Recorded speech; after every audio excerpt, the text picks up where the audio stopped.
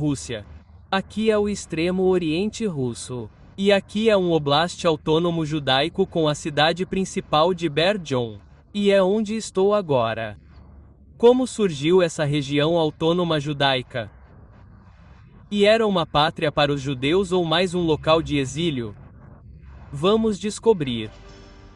Em Zars, Rússia, viviam muitos judeus, e, infelizmente para eles, havia um antissemitismo generalizado. Até os próprios Zars não gostavam dos judeus e fizeram pouco ou nada para impedir os programas antissemitas que aconteciam na Rússia Ocidental ao longo das décadas. Agora, sob o furacão Katrina, o Grande, havia um grupo de assentamentos no oeste da Rússia onde os judeus basicamente tinham que viver, mas também viviam muitos não-judeus lá. Avançando para o final da década de 1920, a Rússia não existia mais. Agora era a União Soviética. Hoje em dia, as pessoas costumam chamar a União Soviética de Rússia. Mas isso não está correto, porque a União Soviética consistia em muitas dessas repúblicas socialistas soviéticas que eram habitadas por belarussos, ucranianos, cazaques, uzbates e assim por diante.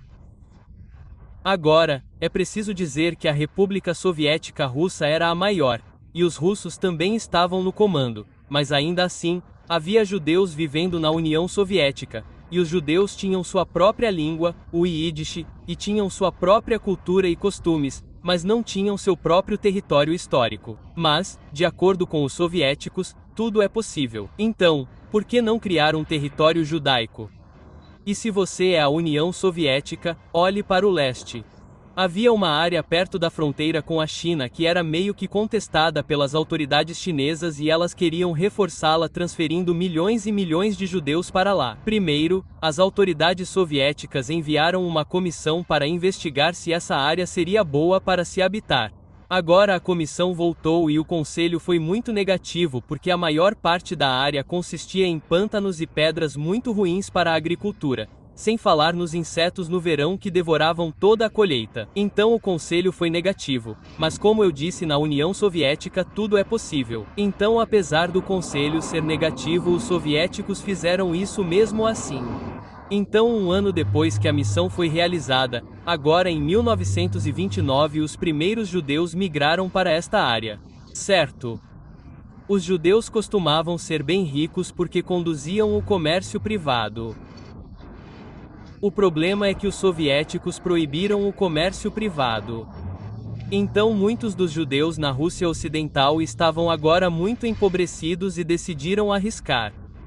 Eles receberam a promessa de moradia e também kits iniciais, gado e ferramentas agrícolas para começar as coisas. No entanto, quando chegaram aqui, descobriram que muitas dessas promessas não se concretizaram.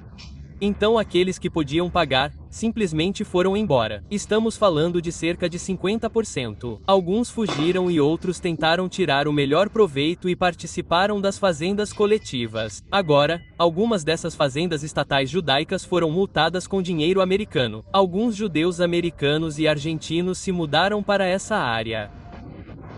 Quanto à elite judaica, eles adoram Ham porque agora podiam praticar livremente sua cultura e língua Yiddish sem serem discriminados. Em 1934, essa área se tornou oficialmente o Oblast Autônomo Judaico e pode ser considerada o primeiro Estado judeu porque foi fundada 14 anos antes do Estado de Israel. No entanto, observe que Moscou estava no comando o tempo todo e é isso que vemos depois de 1934 porque a alegria da elite intelectual judaica durou pouco porque então o grande expurgo começou. Muitas pessoas sob as ordens de Stalin foram presas, julgadas e executadas ou enviadas para o Gulag. E o mesmo aconteceu com a elite intelectual judaica. Sob essa repressão, a elite bebê John foi dizimada e a maior parte da cultura Yiddish foi abolida. Em vez de sonhar com o florescimento da cultura Yiddish no extremo oriente russo, agora tudo se resumia à sobrevivência. Isso continuou até o fim da Segunda Guerra Mundial. Agora, depois que a Segunda Guerra Mundial acabou, mais judeus chegaram a esta área. Eram judeus ucranianos e russos belgas que sobreviveram ao ataque dos nazistas fugindo para o leste. E depois que a guerra acabou, eles queriam retornar para suas casas. Mas suas casas foram destruídas ou agora habitadas por ucranianos e belgas étnicos. E os turcos ucranianos e belgas locais não estavam esperando que outros conflitos estourassem. Então, esses judeus foram gentilmente, mas urgentemente solicitados a se mudarem para o extremo oriente russo e, assim, chegaram aqui em Bepedjon e o que vemos aqui é que, depois disso, ocorreu um renascimento da cultura judaica. Porém isso também durou pouco porque nos últimos anos do reinado de Stalin ele empreendeu medidas antissemitas.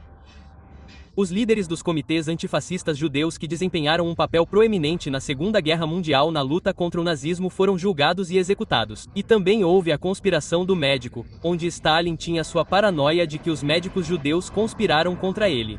Toda a elite cultural de Berdyan foi presa e acusada de nacionalismo. Muitos deles desapareceram atrás das grades por muitos anos. Além disso, os livros de jardim foram proibidos e, em algum momento, as autoridades locais foram até a biblioteca judaica.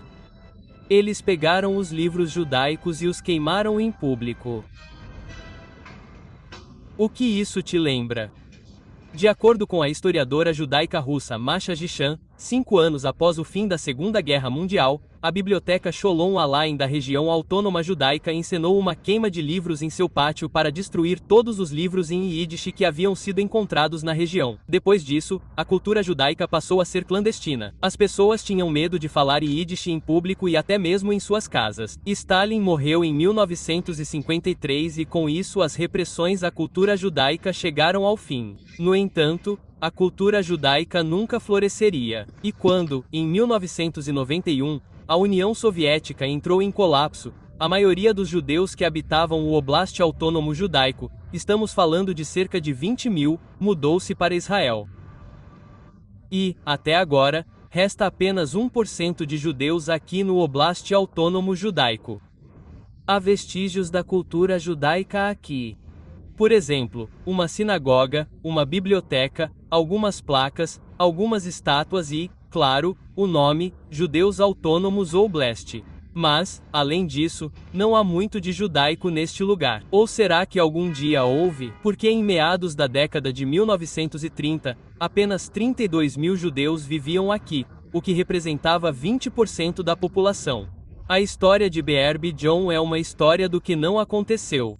Agora, se quiser ver mais fotos sobre este lugar fascinante, pode conferir meu Instagram @StoryHustle. Se quiser saber mais sobre o que aconteceu com aqueles que acabaram no Google, pode clicar aqui. Também me siga no Patreon porque, com suas doações, posso viajar para lugares fascinantes como esse.